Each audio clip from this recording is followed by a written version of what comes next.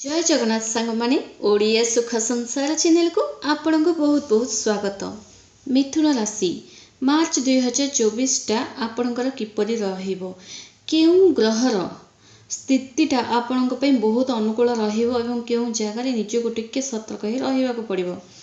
मिथुन राशि बेले आपण राशि रे ना 28 शनि प्रभाव चलछि ना शनि 7.5 प्रभाव चलछि। आसंतु जानिबा आपण राशि आराध्यपति आपण को कौन फल प्रदान करछन्ती एवं क्यों घरे विराजमान अछन्ती। मिथुन राशि बेले राशि आराध्यपति होचनी बुधदेव। बुधदेव रहिचन्ती सूर्यंक सह एवं शनिंक सह। सूर्य बुध शनि तीन ग्रह नवम स्थान रे विराजित अछन्ती। 11तम घरे गुरु रहिचन्ती, चतुर्थ घरे केतु रहिचन्ती, दशम घरे राहु रहिचन्ती, नवम घरे शुक्र रहिचन्ती। आसंतु सर्वप्रथमे आमे जानिबा आपणकर कैरियर विषय। आपणकर भाग्याधिपति होचन्ती शनिदेव। शनिदेव बुधंक सह रहिचन्ती एवं कैरियर मालिक होचन्ती गुरुदेव। गुरुदेव आपणकर 11तम घरे रहिचन्ती। शनिदेव निज घर रहिचन्ती फ्रेंड्स भल रहिछि। मिथुन राशि बेले आपण जहाँ भी करिवे शनिदेव जो पर्यंत निज घरे रहिचन्ती ना फ्रेंड्स से पर्यंत आपण जहाँ भी करिवे आपन भाग्यटा संपूर्ण रूपे साथ दबो। जहाँ भी करंतु सेथिरे सफलता आपन को निश्चित भाव में मिलिबो। तो निहाती आपण चेष्टा करंतु गवर्नमेंट जॉब पे चेष्टा करंतु, कारण बिना चेष्टा तो जॉब मिली न थाए। तेणु निहाती चेष्टा करंतु, जॉब निश्चित भाव में आपन को मिलिबो। एवं देखंतु भाग्य आपनकर साथ देबा सह ए समय जदि बिजनेस जदि आरंभ करबा को चाहूचंती तो निश्चित भाव में करंतु, भल रहिछि। भाग्यर फुल सपोर्ट आपण पाइबे। कैरियर मामला मध्ये भल रहिछि। जहाँ भी करिवे निश्चित भाव में सेथिरे सफलता मिलिबो आपण को कैरियर मामला रे एवं भाग्यर मामला रे मध्ये। एवं गोटे कथा जानि रखतो, कार्य क्षेत्र रे आपण भल फायदा मध्ये देखिबा को पाइबे। जदि आपण बिजनेस करूचंती, दुकान भी रखिचंती, सेथिरे बहुत सारा लाभ देखिबा को पाइबे। कस्टमर आपण को पाखु आसीबे, बहुत सारा कस्टमर आसीबे। आपण को बाणी मधुर हेबा को लागिबो एवं ता सह आपण को बिजनेस टा ग्रो करबा को लागिबो। आपणकर बिजनेस जदि डाउन होतला, टंका पैसा किछि आसु नथला, हाथ रे थिला पैसा जदि आपण खर्च करथिले बिजनेस उपरे, किंतु एबे समय बदली छि फ्रेंड्स। आपण ही टंका पैसा इनकम करिवे एवं खर्च बिजनेस मामला टिके कम ही देखिबा को पाइबे। आसंतु वर्तमान जानिबा शिक्षा विषय एवं मु लास्ट रे आपण को प्रतिकार मध्ये कहिबी। देखो शिक्षा विषय कहवा गले शुक्र नवम घरे रहिचंती। विद्यार्थी मान को पई भल रहिछि, बहुत बढ़िया रहिछि। विद्यार्थी माने आपण को पई मध्य एही जो मार्च मासटी बेस्ट रहिछि। विद्यारे आपण आगे भी गोटे भल ना रखिबे एवं ता सह निज स्कूल कॉलेज रे मध्य आपण भल ना रखिबे। निजर टीचर्स माने आपण को प्रशंसा मध्य करिवे। पाठ पढ़ाले आपण को मन लागिवो।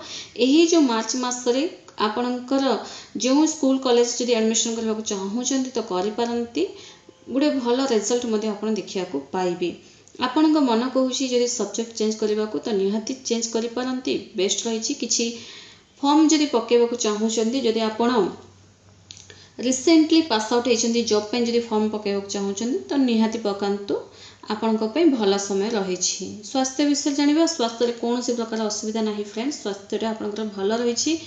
गोटे कथा जानि रखंतु, मिथुन राशि बेले आपणकर बाणी रे टिके नेगेटिव प्रभाव पड़िबा जोगु आ केते लोक आपण को एकुटिया मध्ये छाडी देथिले। आपण सहित मिलामिशा करनथिले। सबले समस्ते थाई मध्ये आपण एकुटिया जो फील करथिले, किंतु ए जो मार्च मासठी आपण को पई पूरा बदल ही जाइछि। समस्ते आपण सहित मिसिबा को लागिबे।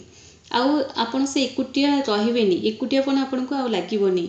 समस्ते मिसिबा को लागिबे एवं ए जो मार्च मासटी आपण स्वास्थ्य मध्ये भल रहिछि, ता सह मन मध्ये प्रसन्न रहिबो। पुराना किछि भी टेंशन, पुराना रोग जहाँ भी थिला ताहा समाप्त हेबो। आपण को प्राय देखिबे रोग शरीर अधिक थाए केउथि पय न डिप्रेशन जोगु ही आपण को माने किछि बड़ रोग नथिले मध्ये डिप्रेशन, किछि पुराना कथा, किछि चिंता, किछि निज लोक छाड़ के जीवा, ए सब टिके आपण को चिंता जोगु, डिप्रेशन जोगु जो आपण निजर बॉडी रो जो केयर कर पार नथिले, किंतु ए समय मार्च मास रे आपण निज बॉडी रो केयर मध्ये करबा को लागिबे। बहुत बढ़िया रहिछि आपण को पई। आसंतु वर्तमान हम जानिबा लव रिलेशनशिप टा। जो माने लव रिलेशनशिप अछंती कामुक्त प्रभाव टिके अधिक देखिबा को पाइबे। देखंतु प्रेम अधिक देखा जिवो दुई लवमेट को भितरे। प्रेम तो देखाଯିବ ତା ସହ अंडरस्टैंडिंग भल रहिबो। जदि भी केही थर्ड पर्सन जदि दुई लवमेट भितर आसी जाइथिले किंतु एबे आउ सेही थर्ड पर्सन आपण दुई जन भितर एंट्री करिवार कोनोसी स्थान नाही। ग्रह गोचर अनुसार एवं आपण जदि टिके पॉजिटिव हेकि रहिबे थर्ड पर्सन केही भी आसीबेनी। दुई लवमेट भितर बहुत बढ़िया अछि। अंडरस्टैंडिंग बढ़िया रहिबो, स्नेह बढ़िबो, बुलाबुली करिवे, शॉपिंग मध्य करिवे, बहुत बढ़िया अछि आपन भाई। दाम्पत्य विषय जानिबा देखंतो सप्तम घरे गुरु र मालिक होचनी गुरुदेव किंतु गुरु 11तम घरे रहिसंती। देखंतु गुरु 11तम घरे रहिबा एवं 9म घरे दृष्टि पड़ुची। किछि महंगा जिनस आपण निज पार्टनर को किणिकी मध्य देई पारंती। आपण मार्च मासरे किछि भी आपण महंगा जिनस घर पे मध्य किणी पारंती। एमिति नुहे कि दाम्पत्य को देबा निज घर पे ही प्राय किणी थांती। तो निजर घर किंबा निज दाम्पत्य को आपण किछि महंगा जिनस आपण गिफ्ट मध्य करि पारंती एवं बुलाबुली करिवार प्लान मध्य ता सह निज रिलेटिव घर को मध्य आपण जाई पारंती। दाम्पत्य जीवन मध्य आपणकर बहुत मधुर रहिबो। दुई स्वामी स्त्री भितरे जहाँ भी भूल बुझामणा हेइतिला से सब दूर हबो, संदेह दूर हबो, कलह क्लेशटा दूर हबो, घरे जो अशांति लगी रहउतला से अशांतिटा मध्य दूर हबो।